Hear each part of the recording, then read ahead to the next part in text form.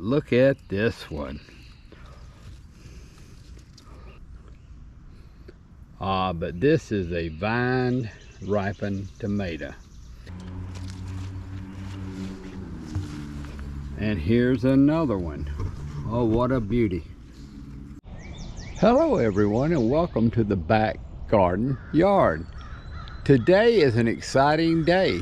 Today we are planting tomatoes, and I'm going to show you how I plant tomatoes to maximize my yields and make the most delicious tomatoes you have ever eaten. So let's go plant. So in the greenhouse today, I have got plants galore, and these are the ones I planted back during my seed starting experiment in February. And now this one here is probably getting close to 2 feet tall, and I've got to get it in the ground. And the same thing with these other three back here. I'm going to give 2 of these to my son, so I'm only going to plant 2 of these, and then these are the rest of the better boys that I started. And some of these are approaching 8 inches or so. So I'm going to go ahead and plant better boys today, and then later on I will plant the early girls and the yellow pear tomatoes. Okay, let's get going. So I have selected this trellis right here next to my lettuce patch, and this trellis is where we're going to plant the tomatoes. And the reason I like a trellis for tomatoes is the fact that you can grow your plants up the trellis and shade the tomatoes as they grow with the natural foliage of the plants as you tie them up to the trellis over and above the ripening tomatoes. And if you can see this, I'll show it to you. The way I've got this trellis set up, it's taller than I am, so it's over 6 feet tall. And so we've got the trellis ready now, and I'll show you what else I've done. I have mounded the dirt up from both sides here, and I've mounded it up so that when it rains, and we had a big rain the other day, you can see where all this turned into mud. It won't flow over and around the plants. The one biggest problem with tomato plants is water puddling around the stems. If you let that happen, I promise you, it will stunt and possibly kill your tomato plants. So by doing this, I plant the plants right in here, and therefore they do not ever get puddling around them. So what you may notice about this plant is that it's already got some side branches that are growing, some runners, and we're not going to cut those off. We are going to take off this little one right here and this little one on the other side. Pull a couple of little weeds that have popped up in there, and we are going to plant to right here, and that's how deep we're going to sink this pot. It's about as deep as my hand, so I've got to dig a hole. It's deep enough so that we can plant that to right there. Okay, let's look at the other plant. It's in an even larger pot, and it's got a runner as big as some of the tomato plants here. Some other tomato plants. So we're definitely not going to cut that off. We're going to leave it, and in here we're really not going to take anything off. We're just going to plant it at soil level, maybe an inch more, and that's all we're going to do. I see people trimming all this off when they plant, and I can't imagine why, because all these little runners are going to make tomatoes. And you can see up here, this plant has already started blooming in the greenhouse. So actually it's a little larger than I like to put them out. I like to put them out before they bloom. We want to do as much as we can to prevent the root stress and plant shock that the plants will get when I transplant them. So let's go ahead and dig the holes. And if you'll notice, I've got about a yard between these two plants. You don't want to plant them any closer than a yard together. So I want to dig a hole about twice as big as the soil ball in the pot.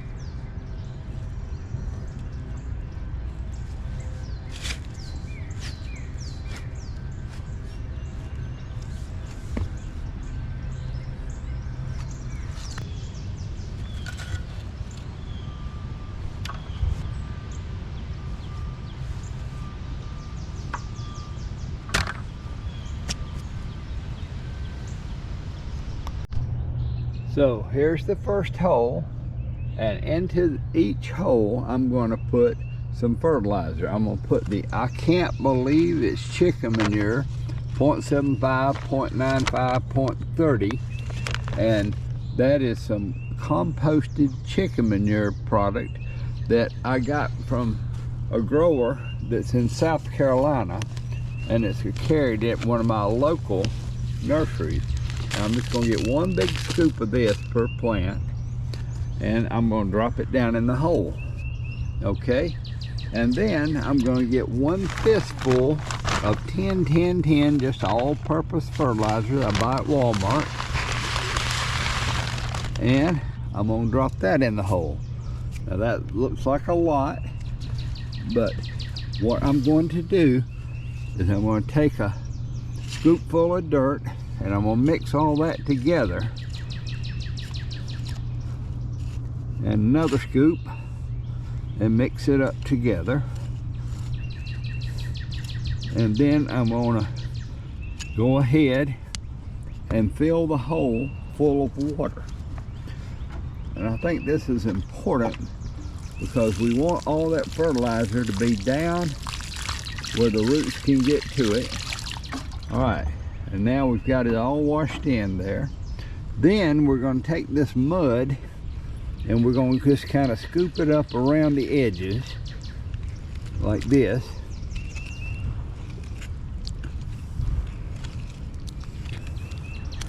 I'm going to put a little more dirt to make a little more mud.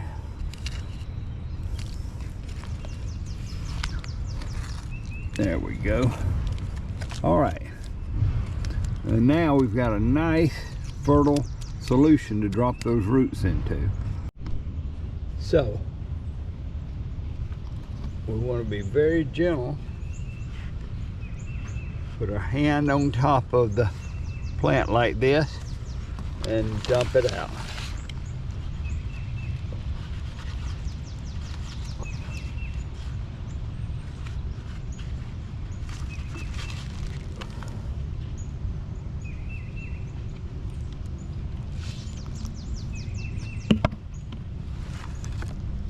And we can see the roots are all the way down to the bottom. Nice massive roots. We're not going to open that up. I see a lot of people open these up. I don't see any reason to do that at all. And we're going to plant this in the hole, just as I showed you, right next to the trellis. Right next to the trellis, just like this.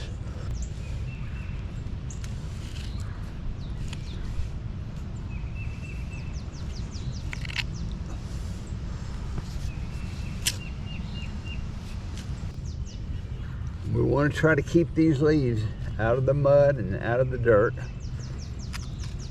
until we get the mulch in. Okay, and before we get the hole completely filled in, then we want to go ahead and water it.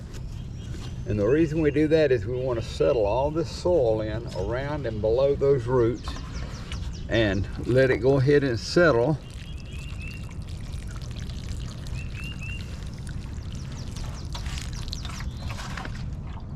but we don't want to pack it. We want to let it just naturally settle in the hole.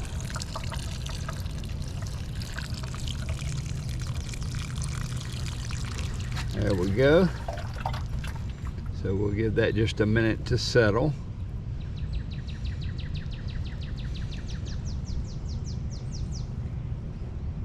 As you can see, this plant is right next to the trellis where I want it. And I'm gonna actually put some of these leaves through the trellis to kind of hold it in place when the winds blow.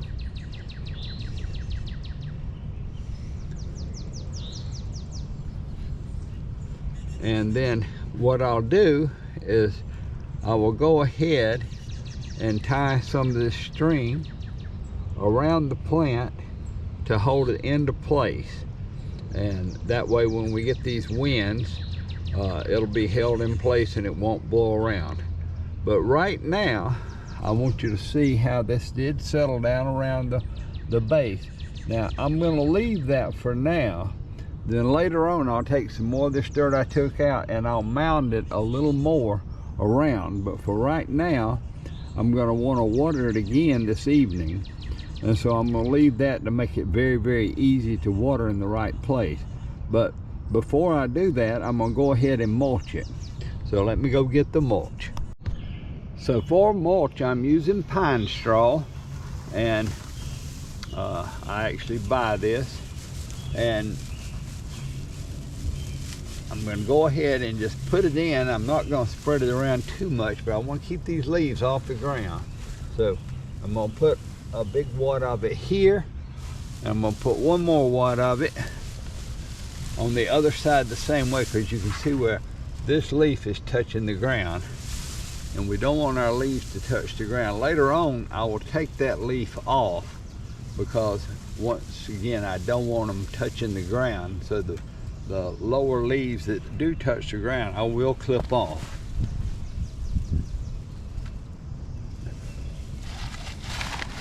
But for now,